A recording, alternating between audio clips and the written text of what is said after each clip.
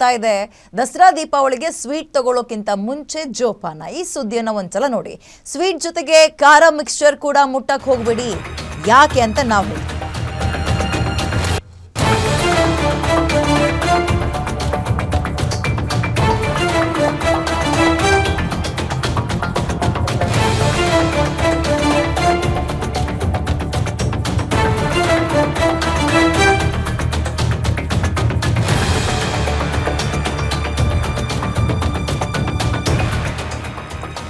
Sweet ತಿನ್ನುವ ಮುನ್ನ ಹುಷಾರ್. ಸ್ವೀಟ್ ಅಷ್ಟೇ ಅಲ್ಲ, ಸ್ವೀಟ್ ಜೊತೆಗೆ ಸಿಹಿ ಜೊತೆಗೆ ಸ್ವಲ್ಪ ಬಾಯಿಗೆ ಖಾರ ಬೇಕು ಅಂದಾಗ ಮಿಕ್ಸ್ಚರ್ ತಗೊಳ್ತಿರಲ್ಲ, ಅದು ಕೂಡ ಸಿಕ್ಕಾಪಟ್ಟೆ ಡೇಂಜರ್.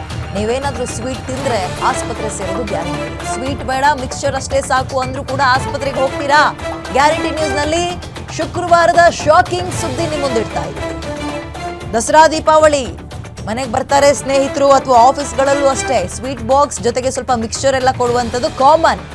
ದಸರಾ ಹಬ್ಬ ಆಯುಧ ಪೂಜೆ ಬರುತ್ತಲ್ಲ, ಆಗ ಕಾಮನ್ ಎಲ್ಲ ಆಫೀಸ್ಗಳಲ್ಲೂ ಕೊಡ್ತಾರೆ, ಮನೆಗಳಲ್ಲೂ ಕೂಡ ಅದನ್ನ ಆಯುಧ ಪೂಜೆ ಸಂದರ್ಭದಲ್ಲಿ ಸ್ವೀಟ್ ಜೊತೆಗೆ ಖಾರ ಕೊಡೋದು ಕಾಮನ್ ಆಗಿಬಿಟ್ಟಿದೆ. ಆದರೆ ಅದನ್ನ ಮುಟ್ಟೋಕ್ಕಿಂತ ಮುಂಚೆ, ತಿನ್ನೋಕ್ಕಿಂತ ಮುಂಚೆ ಬಿ ಕೇರ್ಫುಲ್. ತರಹೇವಾರಿ ಸ್ವೀಟ್ ತಿನ್ನೋರು ಹುಷಾರ್. ನೀವು ತಿನ್ನೋ ಸಿಹಿ ಆಸ್ಪತ್ರೆ ಸೇರಿಸೋದು ಗ್ಯಾರಂಟಿ. ಸಿಹಿ ಜೊತೆಗೆ ಖಾರ ತಿಂದ್ರೆ ಅದು ಕೂಡ ಆಸ್ಪತ್ರೆ ಕರ್ಕೊಂಡು ಹೋಗುತ್ತೆ ನಿಮ್ಮನ್ನ.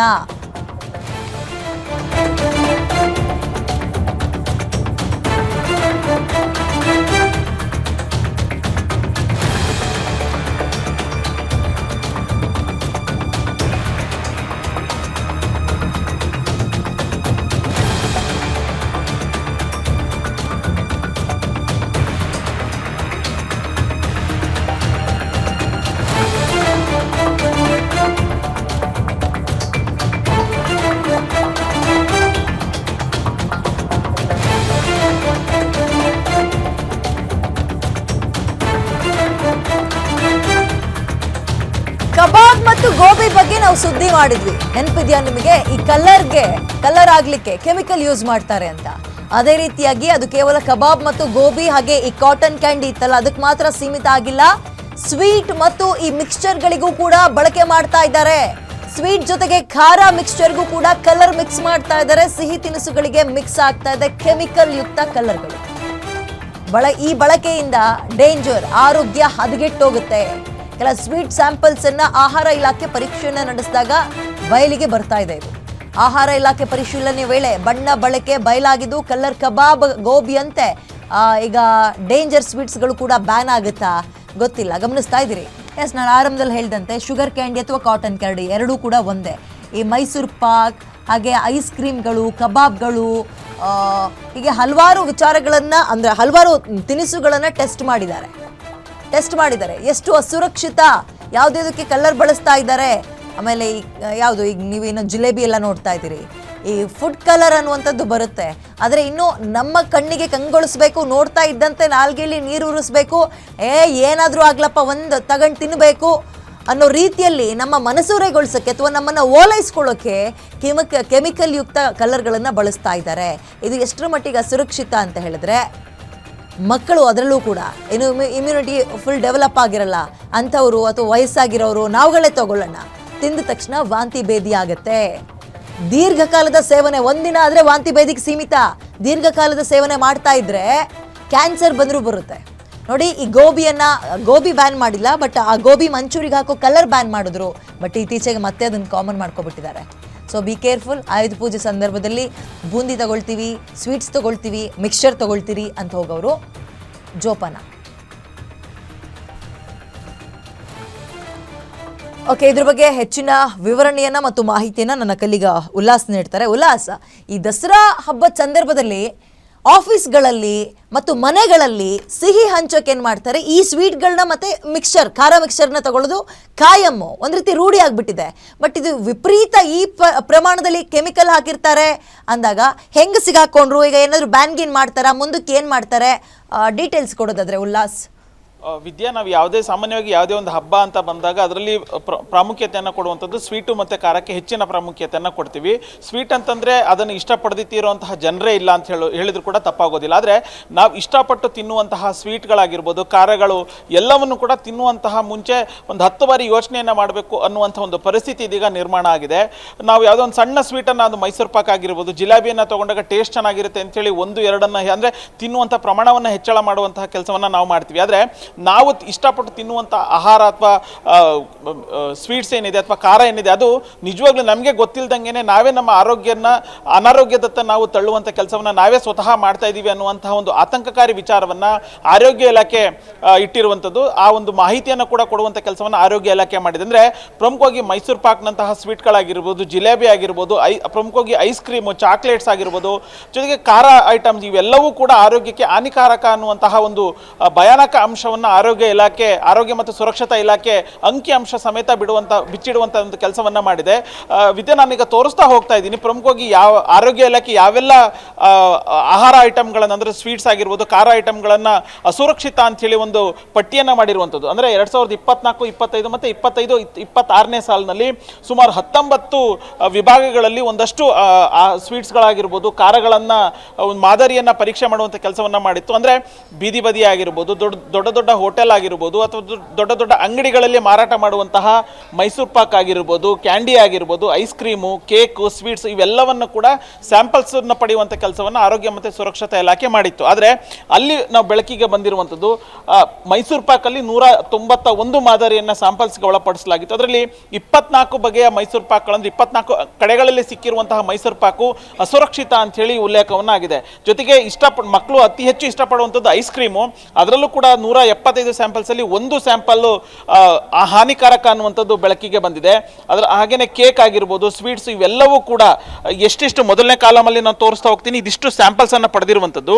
ಈ ಸ್ಯಾಂಪಲ್ಸ್ ಅಂದ್ರೆ ಈ ಒಂದು ಅಂಕಿಅಂಶ ಏನಿದೆ ಇವೆಲ್ಲವೂ ಕೂಡ ಅಸುರಕ್ಷಿತ ಅಂತ ಹೇಳಿ ವರದಿಯಾಗಿರುವಂತಹ ಅಂಶಗಳು. ಅಂದ್ರೆ ಕಳೆದ 1.5 ವರ್ಷದಲ್ಲಿ ಸುಮಾರು 3787 ಸ್ಯಾಂಪಲ್ಸ್ ಅನ್ನು ಆರೋಗ್ಯ ಇಲಾಖೆ ಪಡ್ಕೊಂಡಿತ್ತು. ಅದರಲ್ಲಿ 374 ಸ್ಯಾಂಪಲ್ಸ್ಗಳು ಹಾನಿಕಾರಕ ಅನ್ನುವಂಥದ್ದು. ಹಾನಿಕಾರಕ ಅಂತಂದ್ರೆ ಕೃತಕವಾದಂತಹ ಒಂದು ಬಣ್ಣಗಳನ್ನ ಬಳಸುವಂತ ಕೆಲಸವನ್ನ ಮಾರಾಟಗಾರರು ಮಾಡ್ತಿದ್ದಾರೆ. ಅಂದ್ರೆ ಯಾವಾಗ ಕೃತಕವಾದಂತಹ ಒಂದು ಹಾನಿಕಾರಕ ಅಂಶಗಳನ್ನು ಅಥವಾ ರಾಸಾಯನಿಕ ಅಂಶಗಳನ್ನು ಇಲ್ಲಿ ಬಳಕೆ ಮಾಡ್ತಾರೋ ಆಗ ಆಟೋಮೆಟಿಕಲಿ ಹೆಚ್ಚು ಸ್ವೀಟ್ಸ್ ಬರುತ್ತೆ.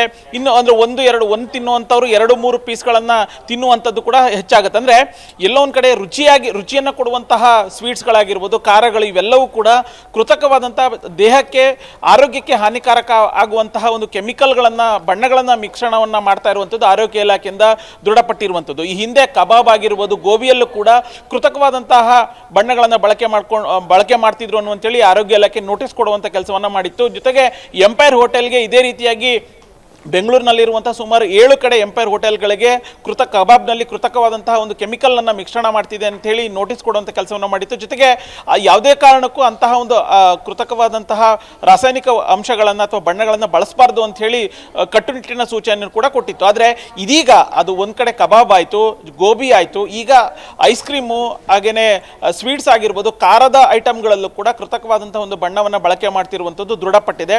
ಸೊ ಆರೋಗ್ಯ ಇಲಾಖೆ 64 ಅಂದ್ರೆ 374 ಮಾದರಿ ಅಂದ್ರೆ ಎಲ್ಲೆಲ್ಲಿ ಅಸುರಕ್ಷಿತ ಅಂತೇಳಿ ವರದಿ ಬಂದಿದೆ. ಅದರಲ್ಲಿ 68 ಪ್ರಕರಣಕ್ಕೆ ಸಂಬಂಧಪಟ್ಟಂತೆ ಈಗಾಗಲೇ ನ್ಯಾಯಾಲಯದಲ್ಲಿ ಒಂದು ದಾವೆಯನ್ನು ಹೂಡುವಂತ ಕೆಲಸವನ್ನು ಆರೋಗ್ಯ ಇಲಾಖೆ ಮಾಡಿದೆ. ಜೊತೆಗೆ ಆರೋಗ್ಯ ಇಲಾಖೆನೂ ಕೂಡ ಹೇಳ್ತಾ ಇರುವಂತದ್ದು, ನೀವು ಸುರಕ್ಷಿತವಾದಂತಹ ಆಹಾರವನ್ನು ಅಥವಾ ಐಸ್ ಕ್ರೀಮ್ ಆಗಿರ್ಬೋದು, ಸ್ವೀಟ್ಸ್ಗಳನ್ನು ಕೊಡುವಂತ ಕೆಲಸವನ್ನ ಮಾಡಿ. ಆದರೆ ಆರೋಗ್ಯಕ್ಕೆ ಹಾನಿಕಾರಕವಾದಂತಹ ಅಂಶಗಳನ್ನ ಬಳಕೆ ಮಾಡುವಂತ ಕೃತಕವಾದಂತಹ ಬಣ್ಣಗಳನ್ನ ಬಳಕೆ ಮಾಡಬಾರ್ದು ಅಂತೇಳಿ ಈ ಹಿಂದೆ ಸೂಚನೆಯನ್ನ ಕೊಟ್ಟಿದ್ರು ಕೂಡ ನೀವು ಮತ್ತೆ ಇದೇ ರೀತಿಯಾಗಿ ನೀವು ಬಳಕೆಯನ್ನ ಮಾಡ್ತಾ ಇದ್ದೀರಾ. ಸೊ ಇದೀಗ ನಿಮಗೆ ವಾರ್ನಿಂಗ್ ಅಂತ ಹೇಳಿ ನಾವು ಹೇಳ್ತೀವಿ. ಇನ್ನು ಮುಂದಿನ ದಿನಗಳಲ್ಲಿ ಮತ್ತೆ ಸ್ಯಾಂಪಲ್ಸ್ ಅನ್ನ ಪಡೆದಾಗ ಮತ್ತೆ ಕೃತಕವಾದಂತಹ ಅಂಶಗಳು. Sorry for the interrupt. ಹಾಗಾದ್ರೆ ಬರೀ ಅವರಿಗೆ ಈಗೇನು ಈ ತರ ಮಾಡ್ಬಿಡಿ ಅಂತ ಹೇಳಿ ಬಿಟ್ಟಿದ್ದಾರೆ ಅಷ್ಟನ್ನ. ಅಂದ್ರೆ ಇದೊಂದ್ ರೀತಿ ನರಿಗಳಿಗೆ ನ್ಯಾಯ ಹೇಳ್ದಂಗಾಗತ್ತೆ, ನ್ಯಾಯ ಹೇಳುವಂತ ಬಿಟ್ಟಂಗಾಗತ್ತೆ. ಮಾಡಬೇಡಿ ನೀವು ಅಂತ ಹೇಳಿದ್ರೆ ಮುಗಿಯುತ್ತಾ? ಅವ್ರ ಮೇಲೆ ಯಾವುದೇ ರೀತಿ ಆಕ್ಷನ್ ತಗೊಂಡಿಲ್ವಾ? ಇದು ಮಾನವನ ಆರೋಗ್ಯ ಹಾಳು ಮಾಡೋದಷ್ಟೇ ಅಲ್ಲ, ಎಷ್ಟೋ ಕಡೆ ಈ ರೀತಿಯ ಕಲರ್ಗಳಿಂದ ಕ್ಯಾನ್ಸರ್ ಬಂದು ಜನ ಸತ್ತಿರೋದನ್ನು ನೋಡಿದೀವಿ. ಯಾಕೆ ಸೀರಿಯಸ್ ಆಕ್ಷನ್ ಆಗಿಲ್ಲ ಫುಡ್ ಡಿಪಾರ್ಟ್ಮೆಂಟ್ ಕಡೆಯಿಂದ?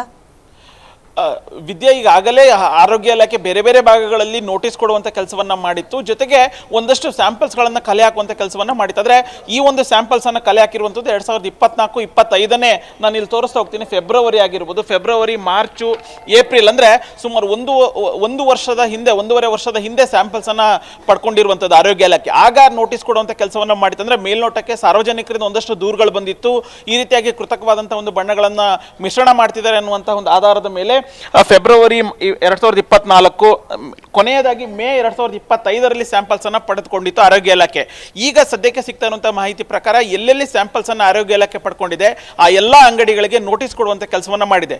ಇದೀಗ ವರದಿ ಆರೋಗ್ಯ ಇಲಾಖೆ ಕೈ ಸೇರಿರುವಂತದ್ದು. ಈಗ ಸಿಗ್ತಾ ಇರುವಂತಹ ಮಾಹಿತಿ ಪ್ರಕಾರ ಎಲ್ಲೆಲ್ಲಿ ನೋಟಿಸ್ ಕೊಡುವಂತ ಕೆಲಸವನ್ನ ಮಾಡಿದೆ, ಎಲ್ಲೆಲ್ಲಿ ಕೃತಕವಾದಂತಹ ಬಣ್ಣಗಳನ್ನ ಮಿಶ್ರಣ ಮಾಡಿದ್ದಾರೆ ಅನ್ನುವಂಥದ್ದು ಗೊತ್ತಾಗುತ್ತೆ. ಅಂತಹ ಅಂಗಡಿಗಳಿಗೆ ನೋಟಿಸ್ ಅನ್ನ ಕೊಟ್ಟು ಇನ್ನು ಮುಂದೆ ಅಂದ್ರೆ ಕೊನೆಯದಾದಂತಹ ಒಂದು ನೋಟಿಸ್ ಅನ್ನ ಕೊಡುವಂತ ಕೆಲಸವನ್ನ ಆರೋಗ್ಯ ಇಲಾಖೆ ಮಾಡುತ್ತೆ. ಮುಂದಿನ ದಿನಗಳಲ್ಲಿ ಮತ್ತೆ ಕೃತಕವಾದಂತಹ ಒಂದು ಬಣ್ಣಗಳನ್ನ ಬಳಸಿದೆ ಆದಲ್ಲಿ ಅಂತಹ ಅಂಗಡಿಗಳಿಗೆ ಕೊಟ್ಟಿರುವಂತಹ ಲೈಸೆನ್ಸ್ ಅನ್ನು ಕೂಡ ಕ್ಯಾನ್ಸಲ್ ಮಾಡುವಂತಹ ಅಧಿಕಾರ ಕಾನೂನಿನಲ್ಲಿದೆ. ಸೊ ಅವ್ರ ವಿರುದ್ಧ ಕಾನೂನಿನ ರೀತಿಯಾದಂತಹ ಒಂದು ಕ್ರಮವನ್ನು ಕೈಗೊಳ್ಳೋಕೆ ಆರೋಗ್ಯ ಇಲಾಖೆ ಮುಂದಾಗಿದೆ. ಸೊ ಇದೀಗ ಈ ಒಂದು ಏನು 374 ಸ್ಯಾಂಪಲ್ಸ್ಗಳು ಏನಿದಾವೆ ಅವೆಲ್ಲವೂ ಕೂಡ ಎಲ್ಲೆಲ್ಲಿ ಒಂದು ಸ್ಯಾಂಪಲ್ಸ್ ಅನ್ನ ಪಡೆದಿರುವಂತಹ ಆರೋಗ್ಯ ಇಲಾಖೆ ಎಲ್ಲ ಅಂಗಡಿಗಳಿಗೂ ಕೂಡ ನೋಟಿಸ್ ಅನ್ನ ಕೊಟ್ಟು ಇನ್ನು ಮುಂದೆ ಈ ರೀತಿಯಾಗಿ ನೀವು ಕೃತಕವಾದಂತಹ ಒಂದು ಬಣ್ಣವನ್ನು ಬಳಸಬಾರದು ಅಂತ ಹೇಳಿ ಎಚ್ಚರಿಕೆಯನ್ನ ಕೊಟ್ಟಿದೆ. ಮತ್ತೆ ಆ ಎಚ್ಚರಿಕೆಯನ್ನ ಮೀರಿ ಮತ್ತೆ ಏನಾದರೂ ಬಳಕೆಯನ್ನ ಮಾಡಿದ್ದೇ ಆದಲ್ಲಿ ಅಂತವರ ಲೈಸೆನ್ಸ್ ಅನ್ನು ಕೂಡ ರದ್ದು ಮಾಡ್ತೀವಿ ಅನ್ನುವಂಥ ಎಚ್ಚರಿಕೆಯನ್ನು ಕೂಡ ಆರೋಗ್ಯ ಇಲಾಖೆ ಕೊಟ್ಟಿರುವಂತದ್ದು. ವಿದ್ಯಾ, ಓಕೆ, ಧನ್ಯವಾದ ಉಲ್ಲಾಸ್ ಡೀಟೇಲ್ಸ್ಗೆ.